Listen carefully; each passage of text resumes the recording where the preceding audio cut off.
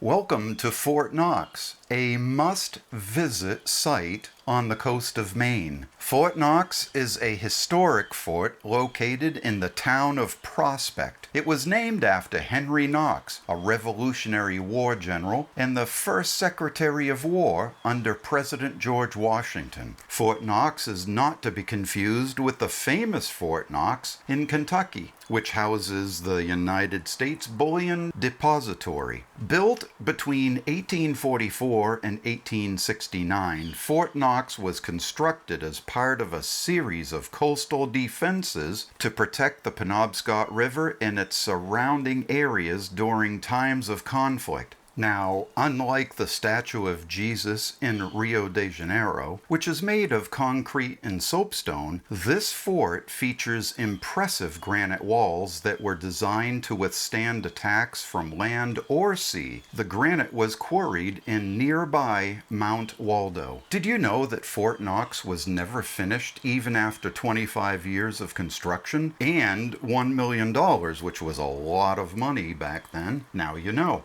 Today, Fort Knox is open to the public as a state historic site and offers visitors the opportunity to explore its well-preserved grounds and structures. The fort includes a visitor center where guests can learn about the history through exhibits and displays. One of the main attractions at Fort Knox is its massive casemate, which houses cannons that were once used for defense. Visitors can walk through this underground area and imagine what life was like for soldiers stationed at the fort. In addition to its historical significance, Fort Knox also offers stunning views of the Penobscot Narrows Bridge and Observatory. Visitors can take an elevator ride up 420 feet to enjoy panoramic views of the surrounding area from the observatory deck. Whether you are interested in history or simply looking for a unique place to explore, Fort Knox offers an intriguing glimpse into our nation's past. Now, the fort is conveniently located just 35 minutes from Bangor, 65 miles from Augusta, and just over 2 hours from Portland. The fort is directly across from Bucksport, where you can fill up those hungry appetites after walking around through the ins and outs of this granite maze. On the fort grounds stands a building that houses the store where you can find genuine articles from that era. There are bits of pottery, guidebooks, few cannonballs and a cannon, an officer's sword, and so much more. In full transparency, one of the things that's hard about making these videos is I want to show you everything. I can't do that. I want you to be tempted to come and see and explore for yourself. Otherwise, you might as well sit there in Washington and watch trains go by carrying planes to their final destination. One of my favorite items of interest at the park is this furnace that was built to heat up the cannonballs so that when the balls were shot at the ships that were made of wood, the ball would lodge in the ship and it would set the vessel on fire. Thus the term hot shot. It wasn't till later in the century that ships were crafted out of steel, and a long time before any major production went into effect. Now, the good news is that these cannons and their placements never did see any action, thankfully, though this fort has been used for training purposes.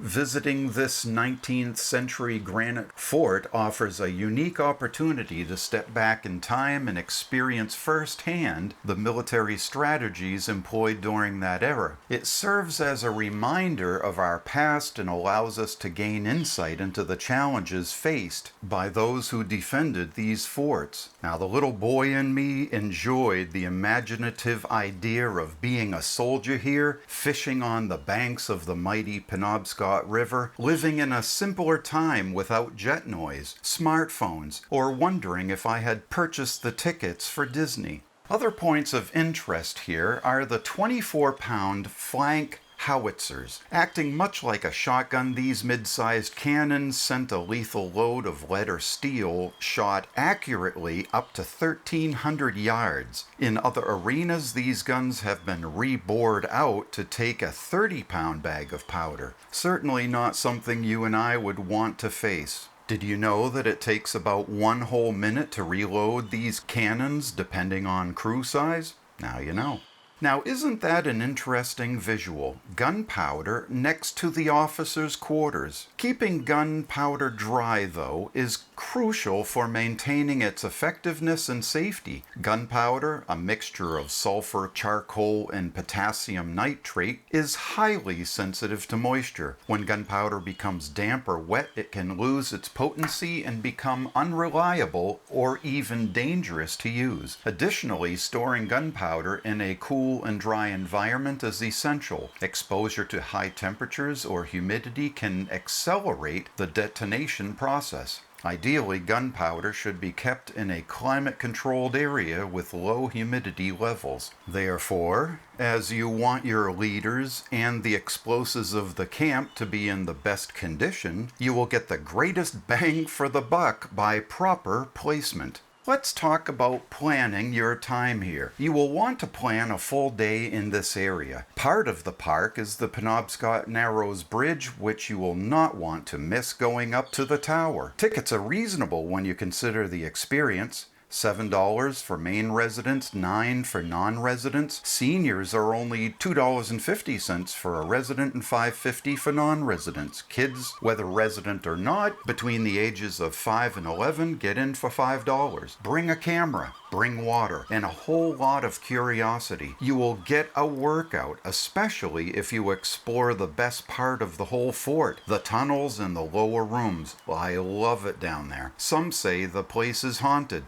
About the scariest thing I saw while here was my reflection in the store. Cast worry aside, this is a safe location for kids and parents. I could not find any data of how many parents lock their kids up here, but I suppose it's possible. You will find the staff pleasant and informative. I will also recommend that you follow Fort Knox on Facebook for the latest events or cancellations. Last year, Fright Night, for example, was canceled to the dismay of many. All in all, this is a perfect day trip location for a family, a couple on their honeymoon, or a place to stretch your leg if you're a snowbird returning from Florida. Now I have a question for you. Do you want to see more videos like this? Well then, please hit the subscribe and the like buttons, and we'll see you on the next video. Thank you for watching.